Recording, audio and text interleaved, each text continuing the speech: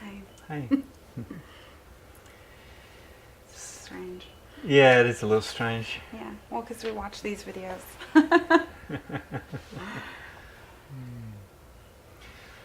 So, got some time together. Mm-hmm. I'm noticing your pendant. Yeah. Piper Lime. Sorry? Piper Lime. I bought it myself, so there's no like great significance. Piper Lime, I didn't. Yeah, it's a website. Oh, okay, okay. Online shopping.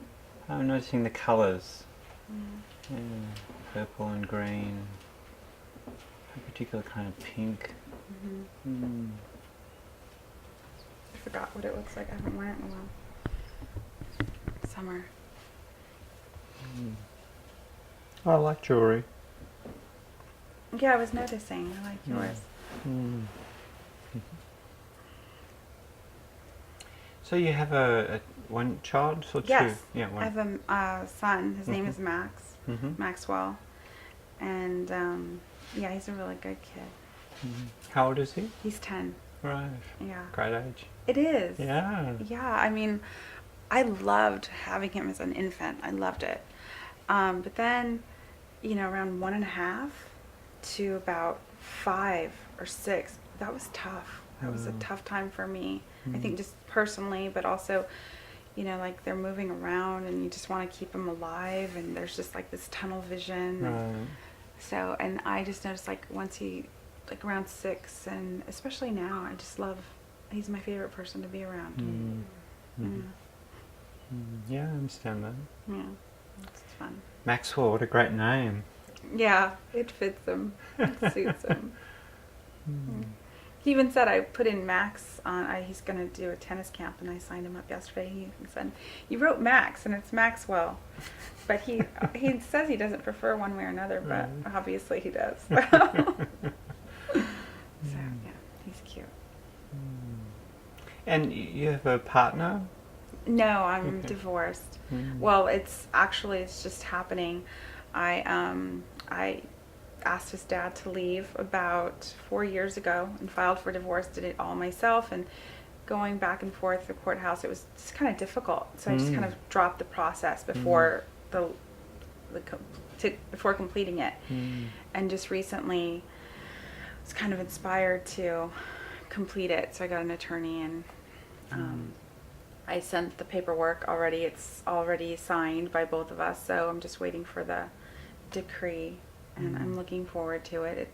I think it'll be a nice end to a chapter for both of us, because Maxwell at the beginning was saying, please let me know when you're really divorced. Oh. Yeah, he wanted to know when it was done. And I just thought, well, is it really, like, it's that important to you? And he said, yeah, I really want to know. And I said, okay. So I think it'll be interesting, you know, how we're all going to handle it. What meaning do you think that has to him? Maybe the same for me, is like a time to close that chapter and to start with a different label for us, you know. Maybe for him it was kind of like he was in limbo, didn't know. I think I even asked him, do you sometimes think we'll get back together? And I think I remember now, looking back, I think he said yes. And yeah, so I think he's needed it. So, you know, I'm glad I did it. So it'll be over soon, and beginning. So Yeah, well, kids usually want that. The kids' parents to get back together, so yeah. divorce in a way helps that, though. Still, there's some latent fantasy often that they That's probably true. harbour.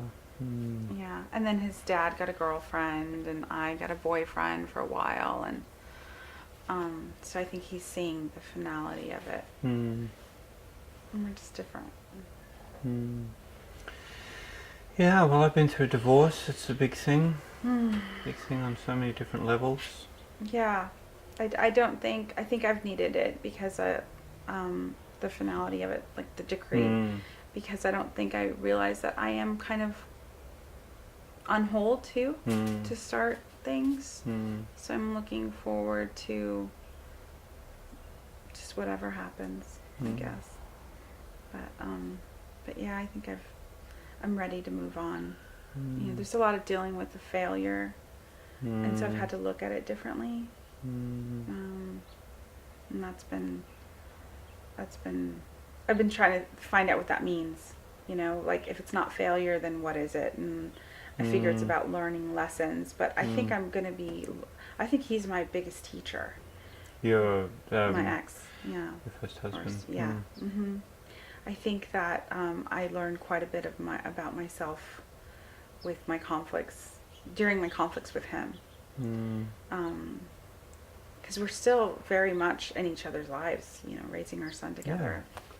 And even like communicating, like we'll have these like, nobody brings out such an angry Yvonne than this person. And we just get, I think I get uglier than he does. Because he like he's poking a bear in a cage or a monkey in a cage, and I just get crazy, and then it's over, and then we talk like normal the next day. It's like it's really interesting. It was kind of like that in our marriage too, I think. It's very dysfunctional. Well, it sounds like I would describe it as a storm, where he pokes the bear in the cage, and then the storm passes and it's over. So yeah. That's kind of interesting to me. Like, is there like a residue now, or it's just over and you're just back to talking contact? I think I've just gotten very used to it, and I see it more as more lessons for myself, more opportunities to be calm. You know, when I'm not, I think, gosh, you know, I could have done that differently. Why did I let him rile me up? I know that he's capable of doing that. Why don't I stop it before it happens? Why do I pick up the rope, so to speak, you know, that start that tug of war kind of thing? I don't know why I do it. So it helps. I think it's, like I said, it's a teaching moment for me every time when there's conflict with us. I think I should have done that. I could have done that differently because I know what to expect from him. If I really want to grow out of this, then I'm going to be the one doing the work. I mean, he's not. He's going to keep doing what he does. So there's a number of things that I hear in what you're describing. There's, when you look back, there's like failure, and then potential for learning, and there's some, I should have done it differently, self-chastisement. And then when you look forward, it's like, you know, the hope that you'll do it differently next time, or your intention to do it differently next time. Yes. So it sounds like there's a number of things mixed up in that. And I can also relate on a bunch of levels to what you're talking about, the sense of failure. I mean, whether it's in the bigger picture of essentially having failed a marriage, I mean, that's what it is. I didn't make it through, you know. Right. Whose ever responsibility, the fact is, we didn't make it through, I didn't make it through. So that, you know, for me, there's no escaping that there is an element of failure in that. And yeah, of course, the lessons that I tried to draw from that experience, or whatever, from the ongoing experience of dealing with my first wife in relation to our children, we had 3 together.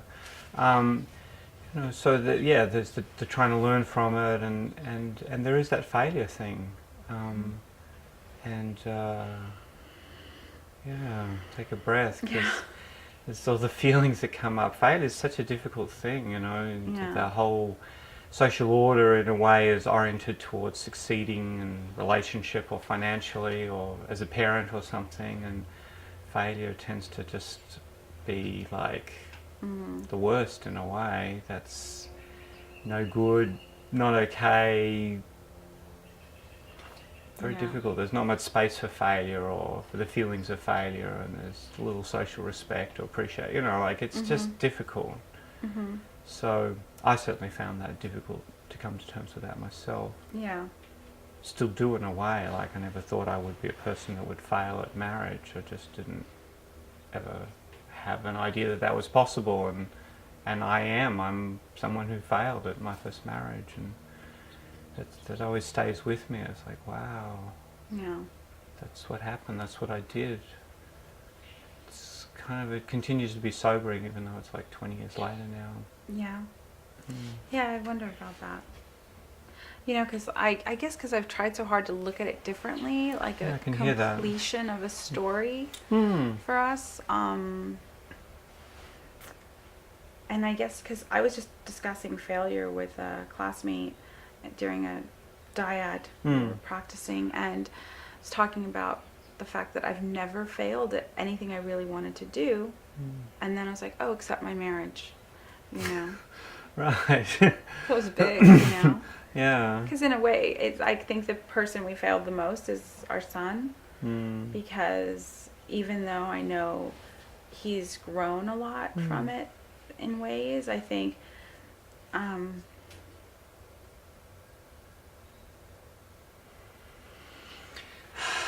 yeah, take a breath.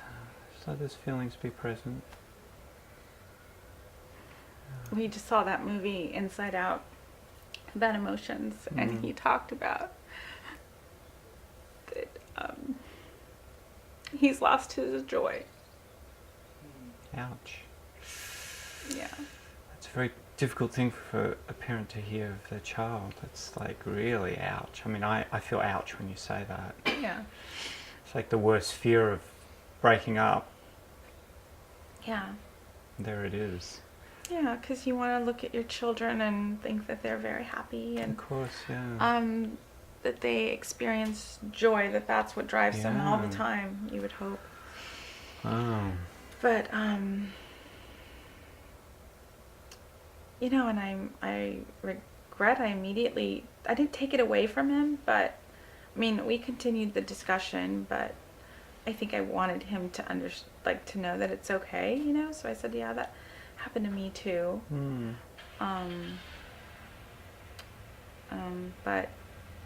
But yeah. And then later in the day, I said, I want you to know I heard you. I heard what you said, and I'm really sorry. You know, I'm really sorry that happened, that it's happening to you. And yeah. So I go back, but I just feel like I make so many mistakes. You know. Well, if I can just pause for a moment, though, on that moment that you've just shared with me, like I feel a bit teary when you say that. It's like, wow, what my judgment is. What a beautiful thing to say to your son. Not just beautiful, but like really, you know, you did acknowledge that you heard him. You really acknowledged him in that place. Like that's a lot. I'm like, wow, I appreciate that you did that for him. Really? Yeah. 'Cause I think at the immediate moment, you know, I want to take away his pain. Of course, I understand that. What I'm saying is you went back and you just really acknowledged I that. tried. Yeah, I knew I needed to, because I wanted him to know I heard him. I didn't want to one-up him. Yeah. You know, by saying, well, me too. Yeah, you know? yeah, no, It's not about you. No, I can understand that, yeah. But yeah, so I had to go back and do that. Yeah. I'm admiring of you that you did that. Thank you. My judgment is that takes a certain kind of presence or willingness to really be the adult and really be present for your kid and admit, you know, that you kind of weren't fully there, and go back and repair that. I'm like, wow, that's... Yeah. I'm impressed by that. Oh, I think that's thank you. something that you really gave him in that moment. That's my opinion. Thank you.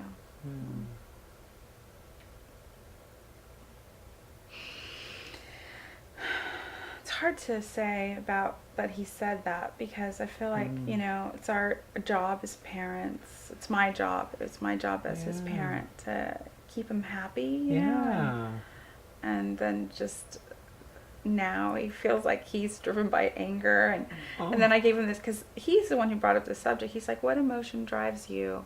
Because we were walking, and I said, well, you know, the thing is that not one emotion should be driving it. And I'm like talking about integration of emotions. He was getting so frustrating with me. He's like, Mom, I just want an answer. And I said, well, I'm giving you my answer. He's like, no, just an answer. You know, it's turned into a lecture. And I was like, oh, you're right, I did. He goes, why can't you just answer me, and then you could say all this other stuff later? It's like, well, it's a teaching moment. I just want to be taught. That's our talk. Wow, he's a very articulate kid. Yes, great. I'm lucky because he'll stop me. Yeah. You know, rather than letting himself be damaged. Yeah. He'll stop very me. articulate, good boundaries. You've somehow taught him that. Yeah, Somehow you've done that. For him to be like that, you've had the input, or he's learned from you in some way. Yeah. Yeah. So I'm glad that he has the capacity to do that. And yes, I really can understand something about how that might be for you. If I heard my kids say that, I think I could imagine feeling like horrified and a little defensive, and it's like, oh my God, just a whole complex of things that would go on. Very hard for me to really hear them in that place. Mm-hmm. Yeah, I can understand that. Yeah. Yeah, I have to breathe. What are the feelings you're in touch with right now? I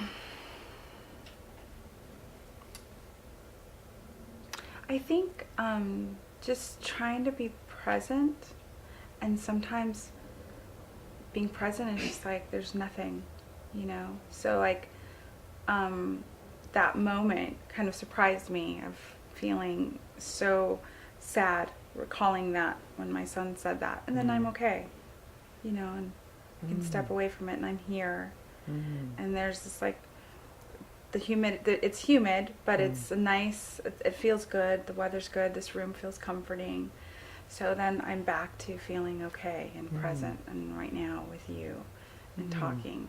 And sometimes I think I need to stay in that I don't want to say grief, but sadness.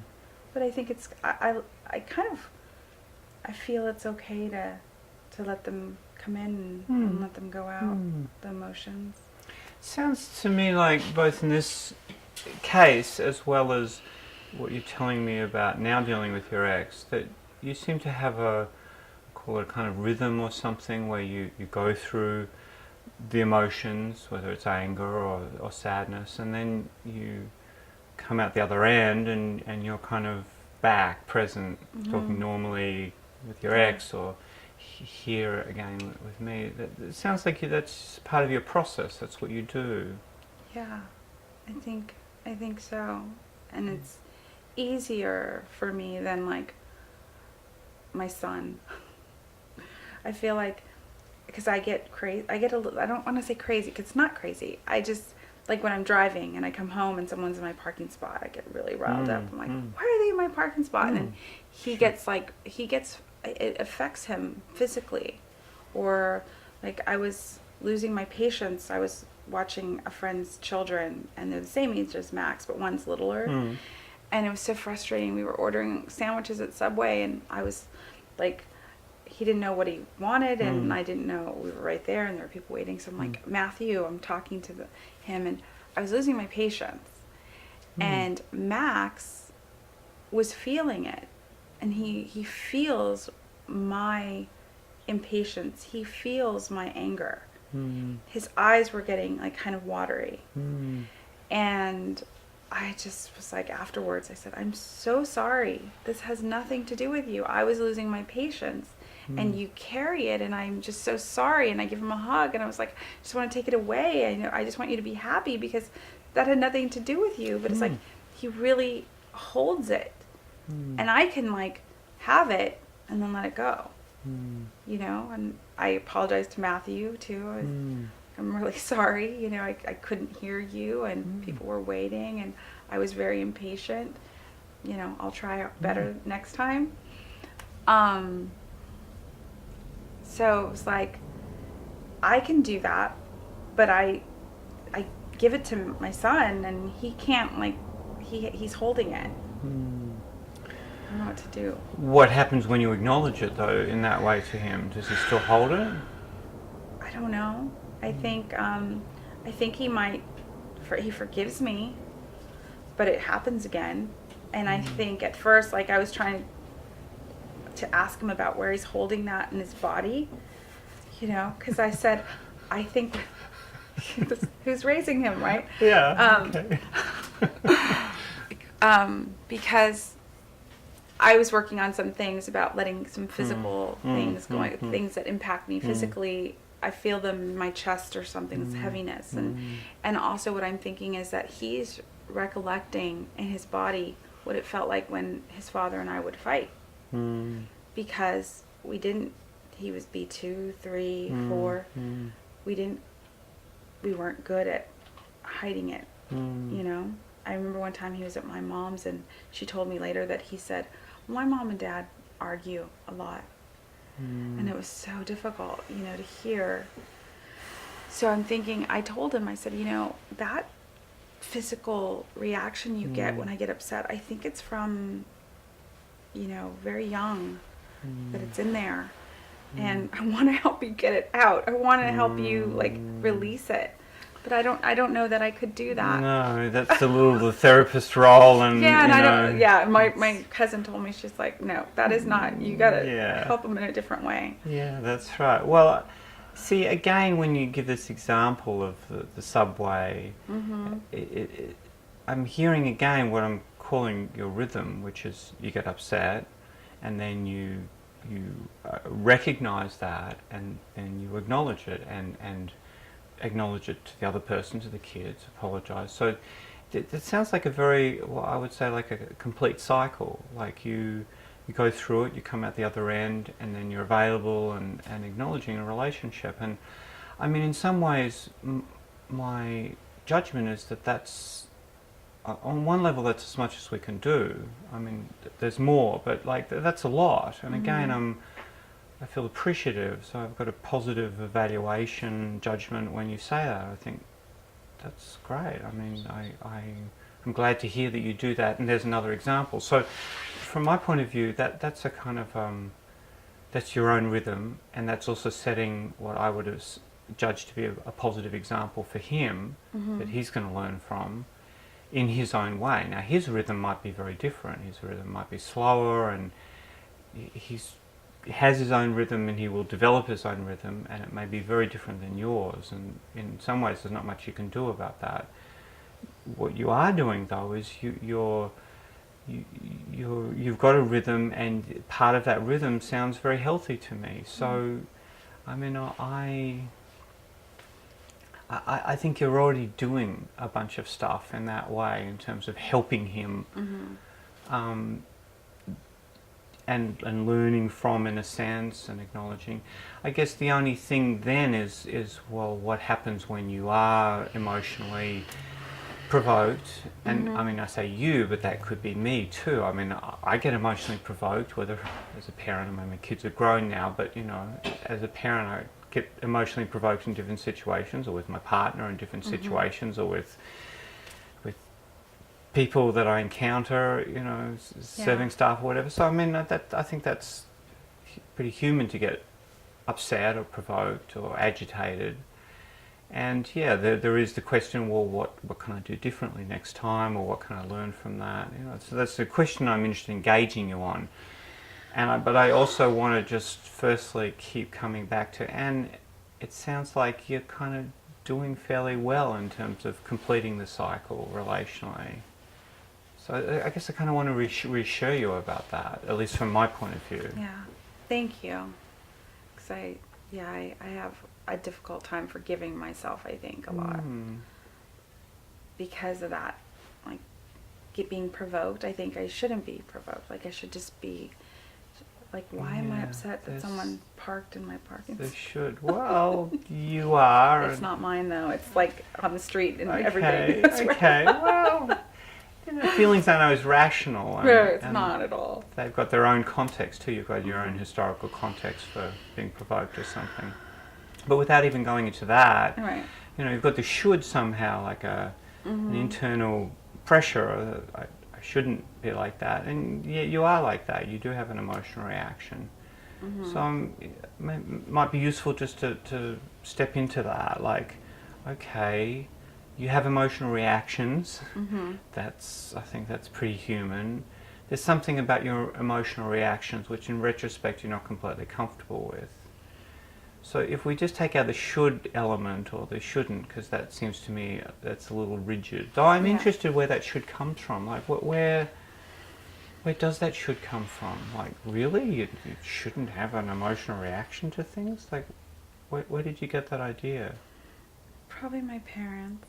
I was the oldest, and they were dealing with their own thing, and I don't think I was allowed to feel whatever I was feeling. Right. Well, that makes it difficult, because you do feel whatever you feel, and so you've somehow it sounds like you've still got the parent's voice there.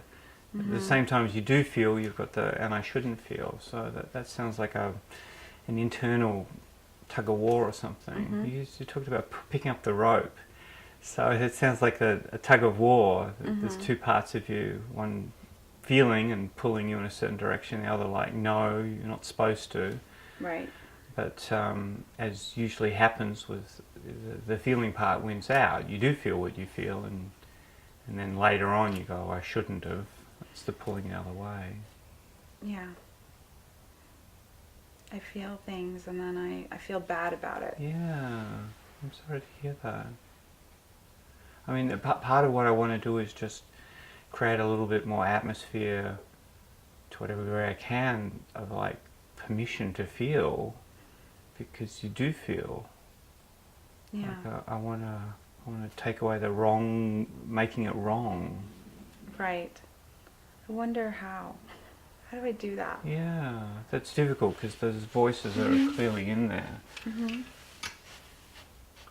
I think from what I try to do, because I realize that the whole should thing is going on, and then I get the negative voice that, you know, I shouldn't even feel the shouldn't.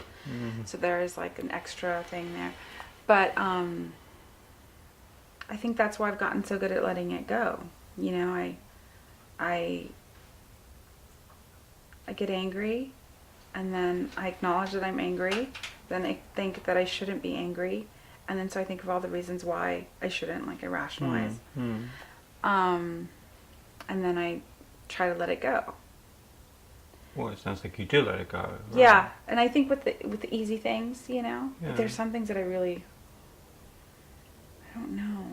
Well, obviously there's going to be some things more difficult to let go. Yeah. That's Yeah. understandable, especially if they're ongoing or something. So, how to create a bit more atmosphere of permission to just be in your feelings without the negative judgments or the clamping down. So maybe we can try something like, well, even now, I mean, you've got feelings happening right now. What are you in touch with on a feeling level right now?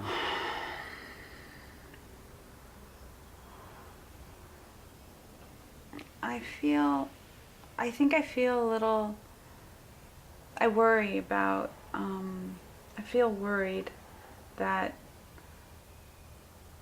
kind of, I'm sorry or I'll do better next time, it gets really old. And I feel like I need to fix it, like I need to fix myself. Just stop feeling those things and acting them out in the first place. Yeah, I can hear that that's a theme. Okay, so you're uncomfortable with how you manage it, host it, even though I'm being appreciative. Yeah.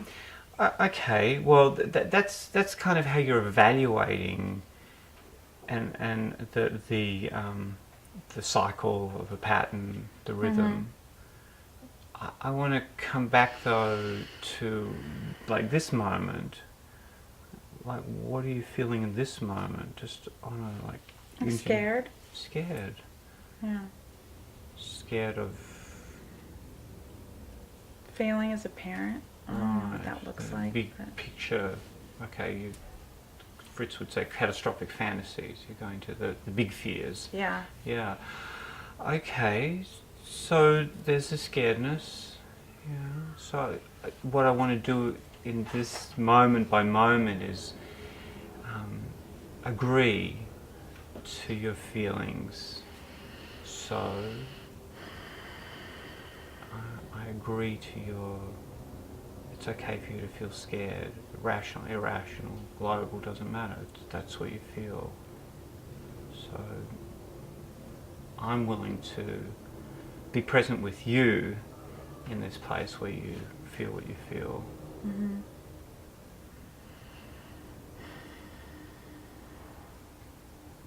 That word catastrophic, I thought, well, yeah, that's a big thing, you know, like.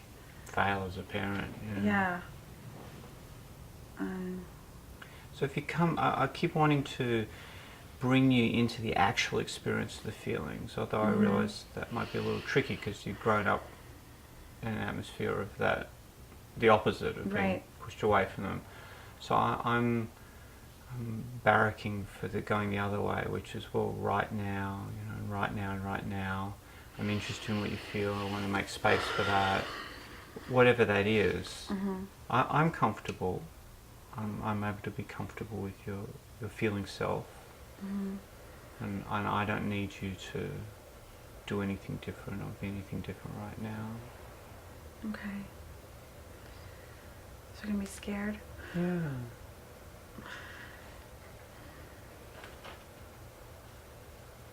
And sad, I guess, too. That's right.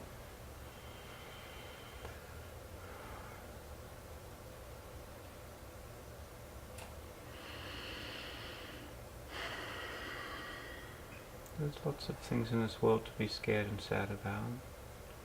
Yeah. And you've got yours. And that's scared and sad. I'm okay with that. I don't need you to be anything different right now.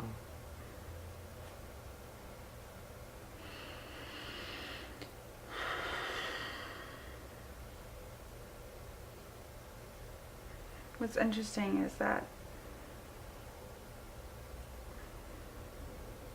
I feel less scared and less sad when I can feel it. Like, okay, now you're allowed to feel it.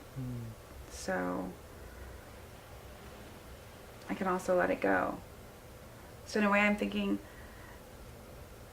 I might not be able to express that sadness or fear to everyone else, but I can feel it and make it okay for myself and then let it go. It doesn't have to be for everyone else. Yeah, it's remarkable how when you create an atmosphere of permission, then that letting go happens naturally rather than because you're trying to do it. Shut it down. Yeah. Yeah. So I feel like not peaceful, but like knowing that I feel like when it comes again, I do what I normally do, which is acknowledge it and let it out. But I feel like I make the way I let it out wrong. And so I think that's where I have to kind of forgive myself, you know? Well, the way you let it out, you're talking about sadness and fear, the way that you let that out? Yeah. So what is it about the way you let it out that's wrong? Well, I think maybe my son sees it too much, you know, like the anger and then the fear because I'm making sure he's okay, you know? And it's hard to hide that from someone who shares your space. I'm looking away and I'm thinking about what you're saying because I'm like, why is it not okay? I don't know, like maybe I put it on him too much. Okay, there's feeling what you feel and then there's putting it on him. Yeah, sure, putting it on him then becomes an onerous thing. Well, I'm not trying to put it on him. Well, then what do you mean by putting it on him? I think because like he saw me crying the the other day. And he was like, "Are you crying?" And I said, "Yes." And he goes, "Why are you crying? I don't want you to cry." And I said, "Really? I think it's just hormones. I'm crying very easily at the simplest little things. Like it's nice outside, so I'm crying." That was a lie. I couldn't tell him why I was really crying. But I was like, they were just coming. But I wasn't bawling, but I couldn't be anywhere else. I had to be where I was. Exactly. So how do you see that putting it on him? I guess I don't feel like I do. I think he takes it. Oh, okay. Well, that's a little different than putting it on him, though. Yeah, when I say putting it on him, I think experiencing it when he's there. And I can't not be there. No, that's just what you're feeling. Well, okay, so let's get it clear. You're not putting it on him. Right. you're just feeling what you're feeling, and he's around that, and it's variously difficult for him, or he's doing his own thing with that. I mean, in a way, the best I think is possible is to say, this is what I'm feeling. It's not, you're not responsible for it. Yeah. This is my feelings, and yeah, you may have your own feelings on the other end of me. Mm-hmm. That's, for me, would be a boundary statement. Mm-hmm. Okay. It's like right now I felt like okay, like permission, like, because I think I worry too much about the failing, and I worry too much about feeling sad, because I'm very emotional. I'm an emotional person. Yeah.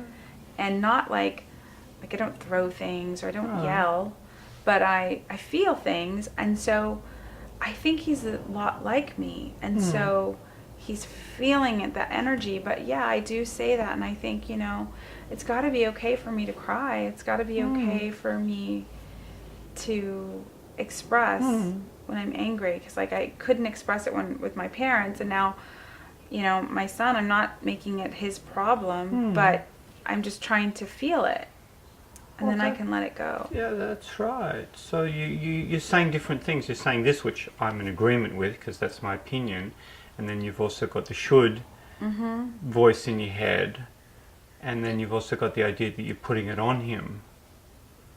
So there's like several different versions that I'm hearing of how you relate to being emotional around him. Yeah. I think a better parent would hide all of it. Oh, I that's not my opinion. No? Personally, no. Professionally, no. I think if you feel things and you are present with yourself, and I can say myself and my children see that, I don't think it's damaging to them. I think it's kind of helpful to them, because they get a sense of how someone goes through their emotions and comes out, and it's okay at the other end. So that seems to me to be I would judge, a healthy role model. Now, you know, people do put their feelings onto kids, and that's not helpful. They blame the kids for what they're feeling. That's the crudest way. It doesn't sound like you do that. I guess another way that a parent can put their feelings on their kids, that is, the kids carry the weight of it, is if the feelings are kind of what I would call sticky. Do you know what I mean when I say that? Like, so there's a difference between I'm feeling something, whether it's anger or sadness, and there's a sticky quality. I mean, like with my wife, she picks that up. She's sharp as a tack. And just the other day, I was feeling annoyed about something, and I said that, and she was picked up straight away the sticky part of that, which is, okay, I have a right to be annoyed. That's okay to feel irritated. It's okay to state that. But what's the stickiness? The stickiness is kind of like an expectation that the other person's going to do something particular in relation to that. There's like an implicit control in a way of the other person, or pressure or something. It may be non-verbal, but not stated, but it's there. So that's the sticky bit. That's what she picked up. So, you know, and she's usually right. So I think she was right about that. It annoyed me too, because I'm like, can't I just be annoyed? And it's like, well, yes, and yeah, where is my stickiness? Where is the expectation that I'm like this, and therefore you should be doing this, or you should have this response, or something. Right. So it's the same thing with kids. You know, there can be that kind of stickiness sometimes when if there's an implicit expectation. I mean, with all due respects to my first wife, who, you know, I respect, and she's done a great job parenting and all sorts of things, and I have an okay relationship with her. And there's a certain kind of stickiness sometimes about the way she is with our kids that I've talked to her about, that I don't like, and that we disagree about. When I call it stickiness, and it has that quality that she has her emotions and she shows them, and then there's something that's kind of like, she wants something in that place, and when she wants something from the kids, I don't think it's so good. I think it is a bit of a weight for them. That is putting it on them a bit. So I think there's a very fine differentiation between, you're right to feel whatever you feel, and where it actually does become burdensome for the kids. How does that fit with your perspective or experience when I talk about this? I'm thinking about it, and I'm thinking, do I do that? And I think that usually when I'm feeling something, like that day, even though I lied and I couldn't tell him the reason, it was like, it wasn't his responsibility. I said, sometimes people just cry, and I'm just crying, and I don't, And then he wanted to give me a hug, so I gave me a hug, and I don't, like, I do remind him, I'm the adult, I can take care of me, and I'm really strong, and I'm okay. Well, I think that's a healthy message, a boundary message. Yeah, I mean, the way you're describing this, like I haven't seen it, it doesn't sound to me like you're putting your feelings on him, although it may be difficult for him, but, you're not putting them there. Right. So, and your boundary, you make it clear, I'm the adult, I take care of myself, I don't need to take care of me, so those are good, I judge good messages, boundaried messages, that not putting it on him messages. So, I'm not sure whether your perception of yourself or your fears about putting it on him are what's actually going on. Well, I like hearing that. Because I think from people that I might consider to be healthy emotionally, or be able to look at other situations and give a good opinion of them, I guess, then, I think that matters to me. It feels good to hear, because I'm not sure, like, I would think my mom would tell me I should hide it, but I remember knowing when she was upset, but it wasn't like something we talked about. It's got its own set of problems, the hiding. Yeah, because I had to hide my feelings from her. Yeah. Because then she'd feel all this guilt and get angry. And so then that becomes confusing, you see, for a child, because the child has to hide the feelings because the parent is sticky about them. And that's a whole other scenario. Now that's what you face, but it doesn't sound like that's what your son faces. So it might be good to differentiate that. What you're doing with your son is really quite different than what your parents did with you. You're giving him permission to feel, you're giving yourself permission to feel, and you're being boundaried around it. I guess what I think you could do is that is, like, I guess I'm making a suggestion, is you could ask people to give you feedback, other adults who are around you parenting, and say, look, the thing I'm concerned about is if I'm putting my feelings on my kids too much. I'm okay with feeling, but I don't want to put it on them. And if you see something that I do that you think might be like that, can you let me know? That would be helpful. Yeah. That would be good.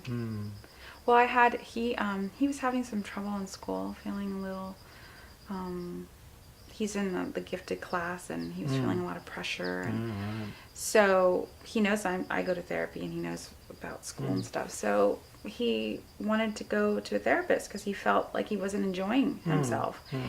And I was concerned. I made it okay when we first talked to the therapist for him to, because I did say something about that. I said, I feel like maybe I share too much with him, or, because he's there all the time. And so I let it be okay so that Max knew I could acknowledge it, that if he needed to talk about it. Well, later I find out that, it really was all about school. Right. It really, like, he didn't go in there saying anything about me pressuring him about anything. Okay, I think I do it to myself. Like, it sounds like that. Yeah.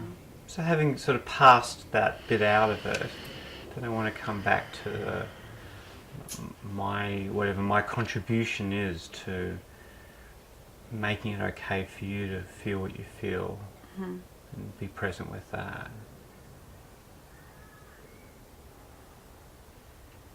like a feeling right now? Do you want me to have Well, one? I'm Or just express making a one? general statement. Oh, Yeah. yeah.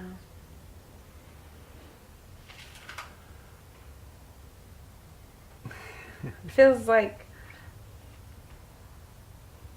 I think because I've been practicing it, like I feel like good, and then getting your kind of feedback that it seems like what I'm doing is not hurting him, that it might be helping him, then I think, like I said before when you said, like, go ahead and be sad and it's okay, I can be here or hold it,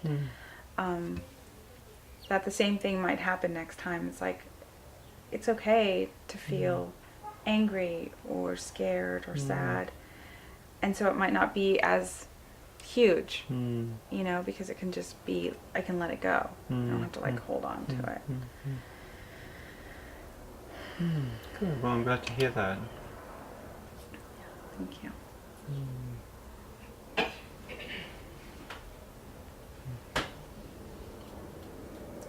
Yeah, finding one's way through feelings, the legacy of our own parents, plus being a parent is complex, and I think that that's an area where support's important. Mm-hmm. Yeah. Yeah. Yeah, I think that's true. And I didn't have a lot of support in the beginning, like with his father. He was like fighting for his attention more than anything. So, and then it's just the two of us. We don't have a big family at all. So it's just us two, really.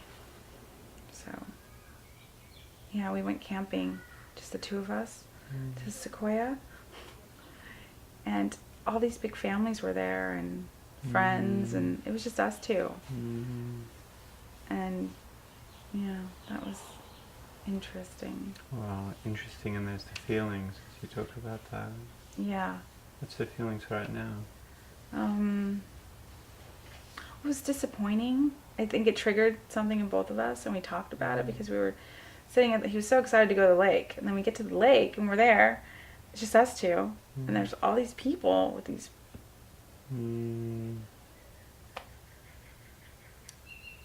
It's really hard. Yeah. And I wanted it to be fun. Yeah. But and for him too, he had these expectations that we were going to get there and it'd be okay, and it wasn't.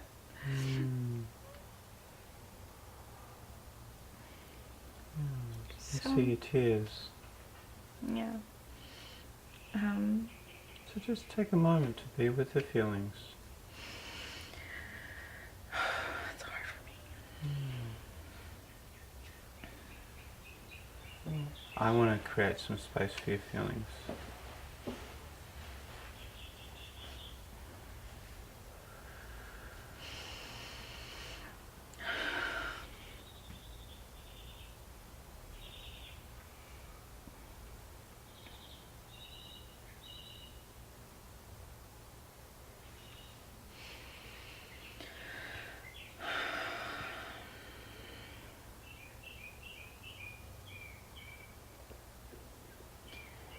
Yeah, it comes and then I want to just like let it go.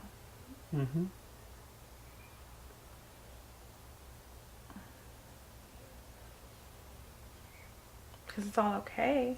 Yeah, it's okay to feel. I'm okay with you feeling. But like now, even like now, it's all okay. Like we're better. You know, we talked about it, and you know, why is it still like creating this sadness? Like it just it's is. overwhelming. I mean, I can understand that. I can understand how you feel those things going away like that and seeing those big families. Yeah. Yeah. I can get that. So, just with the okayness, my okayness, with you feeling what you're feeling. And then I'm thinking, and then what? Yeah, you're skipping ahead. Yeah, I do. Yeah. I skip it. Like I just want to like wrap it up and get past it. When really like it's still there. I was like, you know, I thought it was okay. Because the way we're gonna settle it is not do that anymore. Yeah, Invite more people to come. yeah, okay. And here's the feelings. Not a big family. No. It's really sad. Yeah. I can see that. Yourself breathe. Holding all those feelings in. I want you to invite you to breathe a little, because when you breathe up. See if you can, breathe in a little bit more. I think down here. See, you're breathing, that's good, but it's all going up here. So see if you can like make I call it a fat belly. So when you breathe in, like breathe in here first. See if, that's good. Okay, try it again. So just make your belly come out first. Yeah, that's good. That's good. Keep on. So it really breathes down here first. Well, the tendency is not to want to make that. I can see that, yeah. You're very practiced going up here. It's one way to limit the feeling.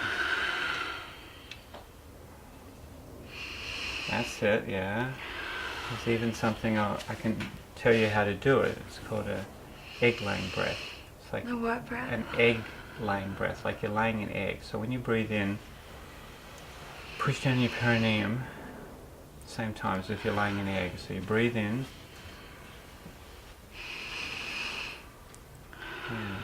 Yeah, this is like the meditative breathing. Well, it's even a little different. It's like giving birth breathing, actually letting the breath right down into your perineum, all the way down to go. Like you're laying an egg. So actually physically, like you're about to lay an egg as you breathe in.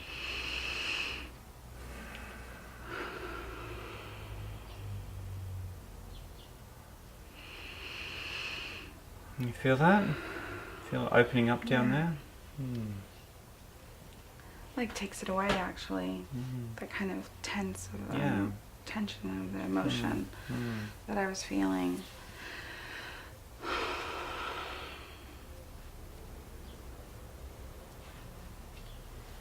So there's two things. One is the permission to feel, and the other is actually to create a space in your body for those feelings. Because the space needs to be down here more than here. Yeah, and I think that's why a lot of times when I feel that sadness, it stays here. Yeah, that's right right. Here. Yeah. But it actually took me away from it. Yeah. Yeah, as this takes you into the guts of it, and things can move as feelings do.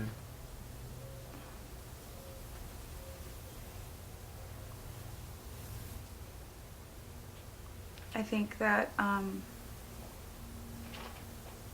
don't know, I think too much. Yeah. I'll stop it.